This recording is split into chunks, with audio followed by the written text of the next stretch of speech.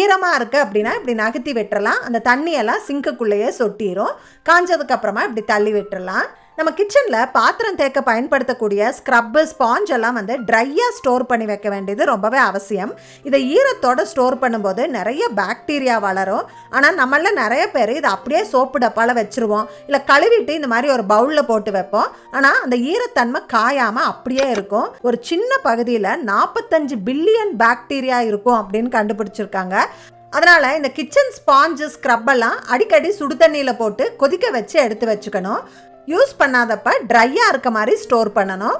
அதுக்காக கொஞ்சம் தேடி ஒரு குட்டி ஆர்கனைசர் ஒன்று வாங்கினேன்.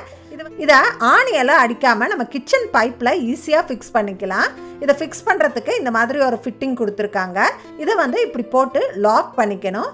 இதை கிச்சன் பைப்பில் வச்சு இப்படி லாக் பண்ணிட்டா போதும், ஈஸியாக ஃபிக்ஸ் பண்ணிக்கலாம். ஆனால் ஒவ்வொரு பைப்பும் ஒவ்வொரு சைஸில் இருக்கும் இல்லையா, அதனால் அதை அட்ஜஸ்ட் பண்ணிக்கிறதுக்காக இந்த மாதிரி 2 சின்ன ஃபிட்டிங்கும் கொடுத்துருக்காங்க. இதை எங்கள் வீட்டு கிச்சன் பைப்பில் டைரெக்டாக வைக்கும் போது இந்த மாதிரி லூஸாக இருந்தது. அதனால் உள்ளே இந்த ஃபிட்டிங் ஒன்று வச்சுட்டு அப்புறமா ஃபிக்ஸ் பண்ணும்போது நல்லா ஃபிக்ஸ் ஆகிக்குச்சு. இப்போ இந்த கேப்பு போட்டு நான் லாக் பண்ணிக்கிறேன். அவ்வளோதான், ஈஸியாக ஃபிக்ஸ் பண்ணியாச்சு. இதில் இந்த கிச்சன் ஸ்பாஞ்சு, ஸ்க்ரப் எல்லாம் வச்சுட்டு ஈரமாக இருக்குது அப்படின்னா இப்படி நகர்த்தி விட்டுறலாம். அந்த தண்ணியெல்லாம் சிங்க்குள்ளேயே சொட்டிடும். காஞ்சதுக்கப்புறமா இப்படி தள்ளி விட்டுறலாம்.